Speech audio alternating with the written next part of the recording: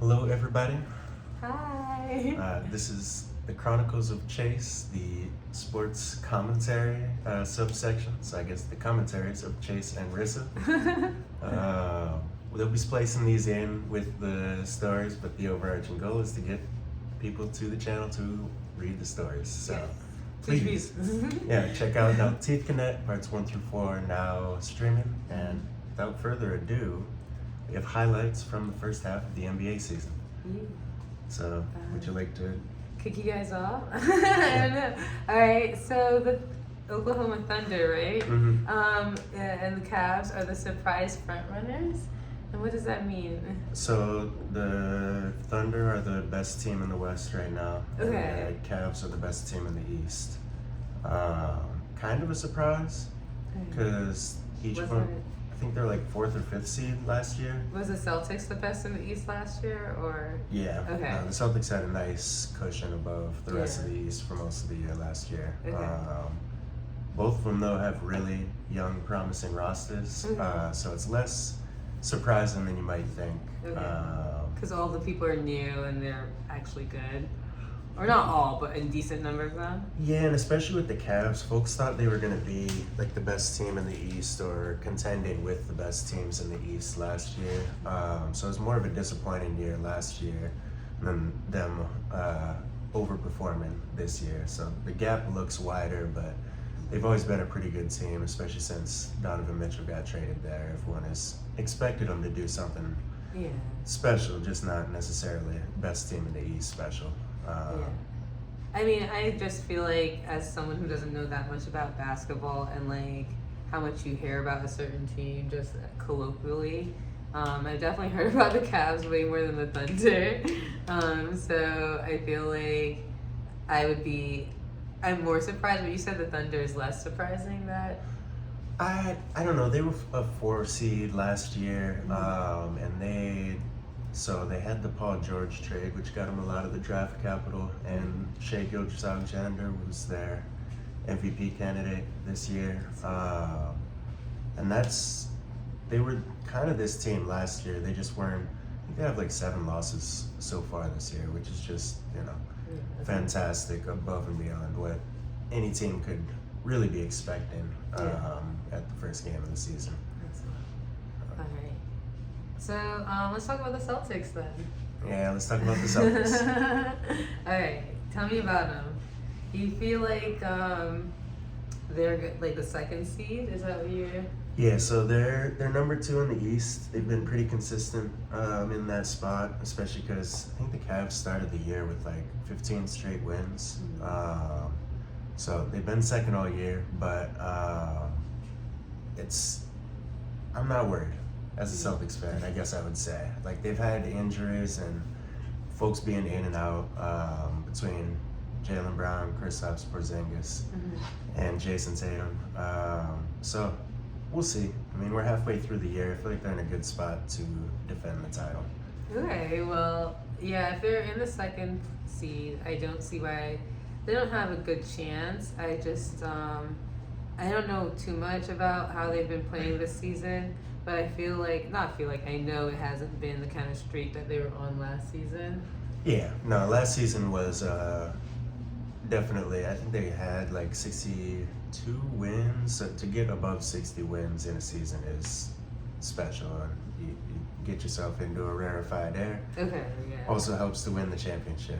Yeah. So I think they're more focused on that second championship than getting a 60-win season necessarily, They just need to stay in contention. Exactly. Yeah. Keep your energy for when it counts. Try to be healthy when the playoffs start and the games are really starting to count big time. Let's see. All right, I guess let's talk about the Knicks. Let's talk about the Knicks. Number 3 in the East. Okay. So you say that they are doing pretty fantastic, and I just don't know anything about the Knicks besides they're from New York. So yeah, you're gonna have to break that down for me. Or are they third? So they had a really good season last year too, and they've been building a core. So it's Jalen Brunson, and then Julius Randle was there last year, which we'll get to. Mikal Bridges was not there last year, but they have Josh Hart coming back. So a pretty significant amount of their players came from Villanova and their And that's a good championship school. years. Yeah. But in the middle of the summer, they traded Julius Randle and Dante DiVincenzo and a Yeah. couple other pieces to the Timberwolves for Karl Anthony Towns. And that's made a big difference. It's made a huge difference. Yeah. Cat is 5th in the MVP rankings right now behind Jason Tatum. Okay, who's number one? Number 1 is probably Shai Gilgeous-Alexander. Okay. It'd be hard to put anybody else ahead of him. Jokic is consistent contending for a MVP, and I think it's probably Giannis then third, but the Bucks have not, as we'll get to, done as well as they need to, really, especially for Giannis to win another MVP. Well, let's forget about Giannis for a second. And let's jump into the Bucks and how they're dealing with an injury on their team. Well, yeah, so that's getting right into Giannis. Oh, my and his bad. team. No, you're all good. See, I don't know anything. You're all good, baby. So the Bucks have been dealing with injuries this year to Chris Middleton, who has now been traded for Kyle Kuzma to the Wizards, and then to Giannis, which that's an injury that, if you're the Bucks, is going to make winning pretty hard to do. Damian Lillard has been able to, I don't know, hold it down for him, but they're 5th, I believe, right now, behind the Pacers, Knicks, Celtics, and Cavs. So not where you wanted to be if you were a Milwaukee fan. Okay. Do you know what like the recovery time for those injuries are, or like how bad are they? Yeah, I think Giannis is going to be out for the next like 2 weeks, which is rough. That's not, you know, I mean, you go from a championship contending team to kind of like the Milwaukee Wizards, where Kyle Kuzma is going to be putting up like 15 to 20 shots a game. Yeah. It's just not great for a team that's trying to compete for a championship. Oh, definitely. Like, Yeah, nah. if he's putting up 8 to 10, that could be fantastic for you, but not 15 to 20. Well, you know, obviously, I feel bad for what I said about forget about Giannis. I hope he feels better. But yeah, let's see what the Bucks can do. I feel like the Lakers definitely have a better chance than the Bucks, though, right?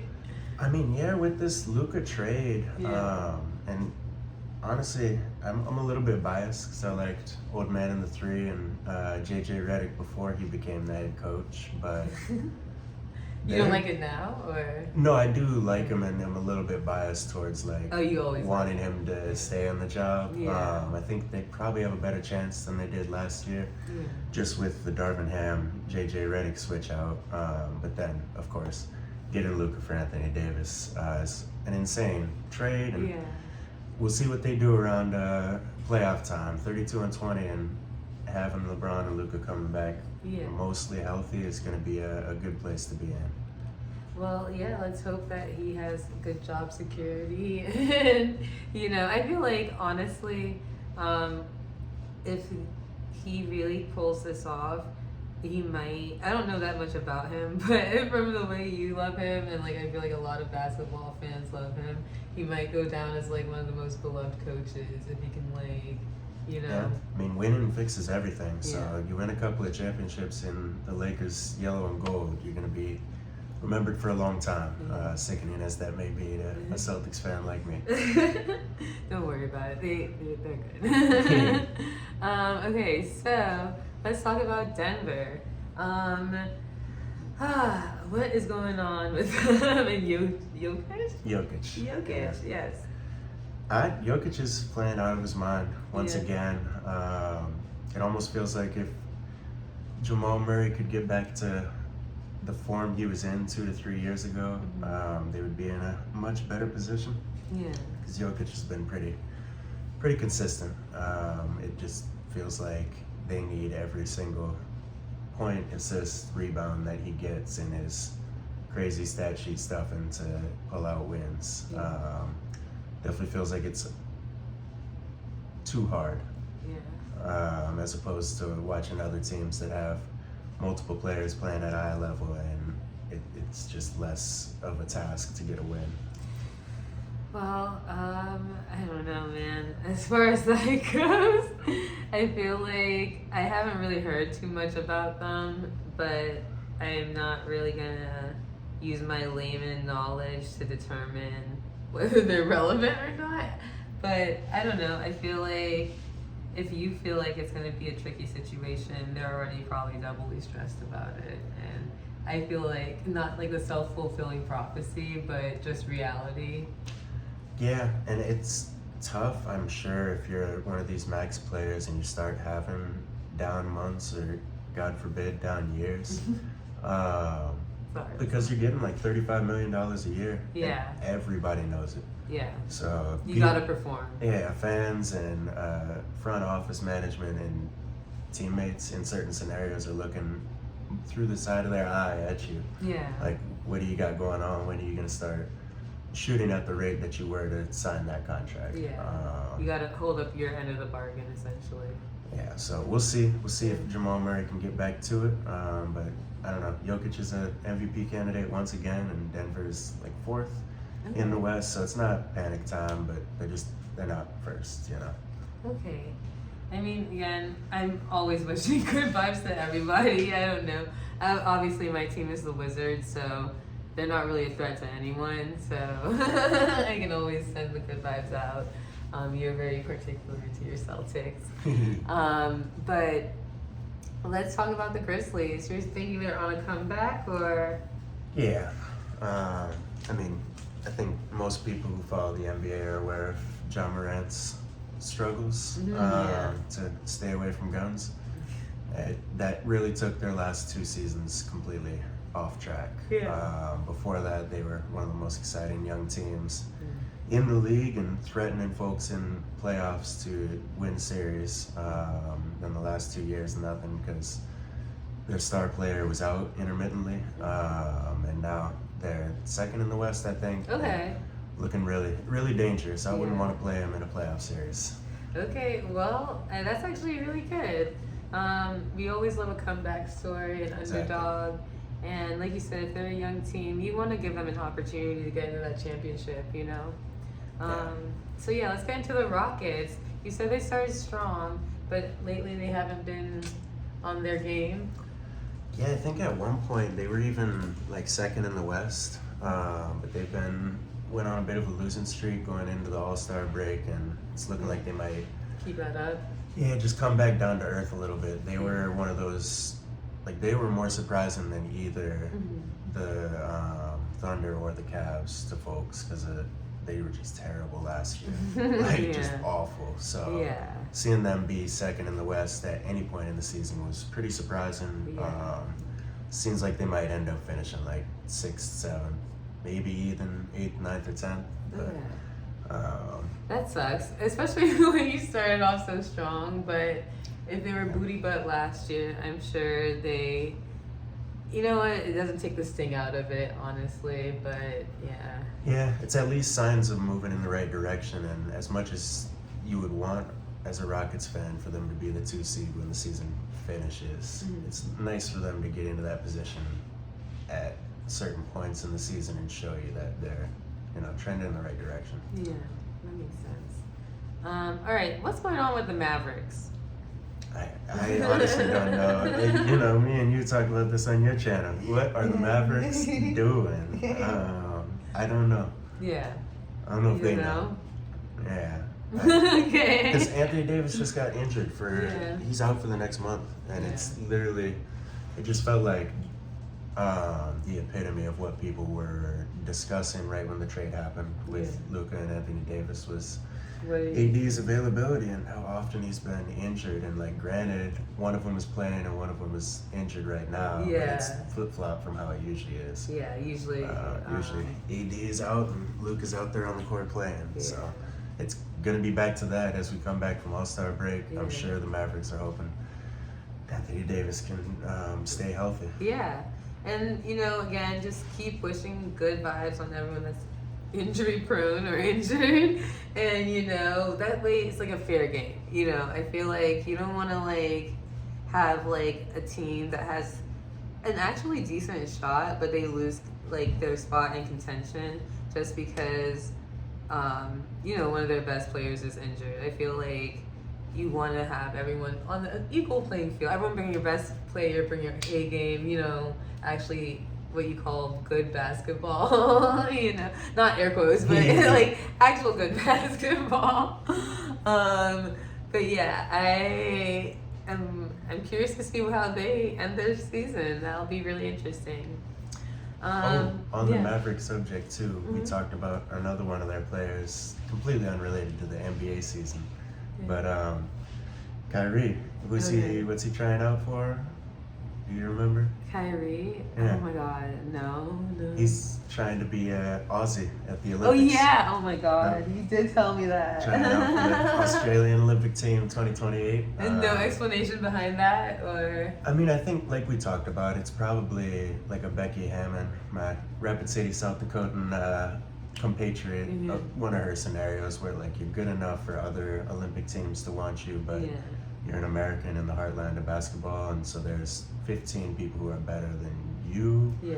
Or even in this scenario of Kyrie, might make the team because they're less, conflagrational and bombastic in their anti-Semitic views.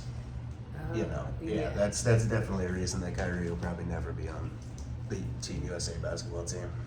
Yeah. Once you do that. Yeah. No, you can't really represent a whole nation. I can see that. Okay. So, what do you think about the Warriors and Suns making a playoff push?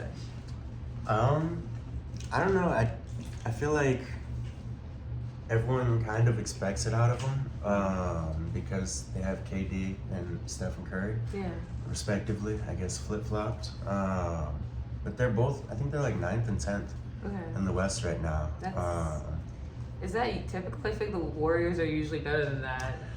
Yeah, the Warriors have been in that like 7 to 10 range for the last couple of years, except for the year that they beat the Celtics 2022, I think, in the finals. And the Suns similarly. It's in part because the NBA started making rule changes to give teams less money once they have like 3 big stars for the rest of their roster.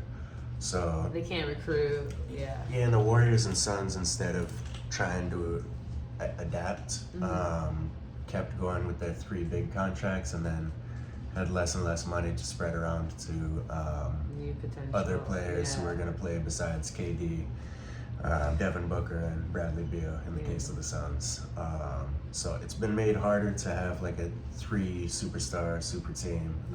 That's probably a piece of why they're struggling. They're also just old. I hate to say it because I grew up watching these guys playing basketball, but I literally grew up watching these guys play basketball, so they're getting up there. Okay. We don't age shame. I don't anyways, but I got what you're saying. Just like in athlete age. They're very, very young and real human age. You got some like 36, 37-year-old hoopers. Playing against like an 18-year-old, which blows my mind. Like the Rockets' average age, I think, is like 22. Yeah. So, it makes a difference in terms of the 82-game season plus playoffs. Yeah, I can see that.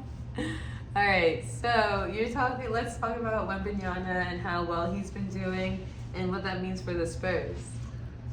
They're exciting to watch. Yeah. They haven't won as many games, but they're definitely exciting to watch and trending on the up and up. Yeah. It would be cool if the Warriors and Suns have to not make the playoffs for the Spurs to end up in the playoffs. I'd rather see the Spurs than the Warriors and Suns, just based on exciting basketball. Yeah. And they got De'Aaron Fox now, so maybe they make a push for the play-in tournament. We'll see. Yeah. But you're like, they have potential. Yeah, and like just being a fun basketball team to watch and seeing the players have fun and enjoy themselves and compete, like it definitely makes a difference compared to some other teams that you could watch in the league where it's just like, depression and I gotta get out of here kind of body language. Oh man, yeah, I can see that. not doing so great. It kind of translates in your body language. All right. So let's talk about the big losers. Let's rephrase that. Let's talk about the big disappointments. Let's reframe that. We got the Pelicans, the Kings, the Heat, and the 76ers. This season for them is not like, not their golden age. Not even close. Well, and just not going how they thought it would go. I feel like some of them compared to last year, right? Yeah, I mean, the Pelicans were in that kind of fringe playoff contender scenario, and so were the Kings, even above the play-in tournament and like getting a full playoff spot. But they had less like concerted success. You can go back fewer seasons before they were bad again. The Heat and the 76ers have to be reeling. Just from the standpoint, like as a Celtics fan, I hate the Heat, and I am cynical about their roster, so I might have predicted this. I don't know if many people would have predicted they're going to be the 9th team in the East and have gone through this trade scenario with Jimmy Butler. And then the 76ers, they signed Paul George, moved off from, I'm trying to remember his name, Tobias Harris, who a bunch of 76ers fans were really down on. He was one of those players who he had like $35 million a year, and he's playing at like a $19-20 million a year, reportedly, by armchair experts say. So they traded him, they got Paul George, and they've been terrible. They're like 12th in the East, probably not even gonna make the playoffs. Regret, probably a lot of regret. In large part because Joel Embiid has just been so injured this year, but it's not going how Philly fans thought it would go in the basketball realm. At least they have that Super Bowl win to tide them over. Oh yeah, they'll be good. All right, last but not least, we are going to talk about the Pistons. The secret, like, ugly duckling turned into swan before our eyes, kind of. Oh yeah. I mean, shoot, we were just talking about the Bucks are the 4th seed in the East. I don't know anybody who would have had the Bucks and the Pistons right next to each other in the standings. And then even then, if you ask people where at in the standings that was, I think more than likely people would say, no, the Bucks are having a terrible season. They must be 14th and Giannis was out the whole year because there's no way the Pistons are doing. I don't know. They're not doing that well. I just started getting cynical on them because I've been optimistic going into a lot of seasons since Cade Cunningham was drafted, and I think a lot of people have. The old Suns coach got hired up there last year. Everyone thought it was going to turn around, and then they've just been one of the worst teams in the league for like 3 years since they drafted the superstar point guard. But now this year, they're the 5th seed. They're doing amazing. So hopefully they can keep it up and get into the playoffs. That would be great for that team, that organization. But definitely surprising and heartening start to the season, even if it does drop off, like we were saying with the Rockets. But at least, like you said, they are doing what they need to do so far. And like maybe they'll be able to keep it up, you know? Sure. And I, again, rooting for everyone, putting the good vibes out there. But yeah.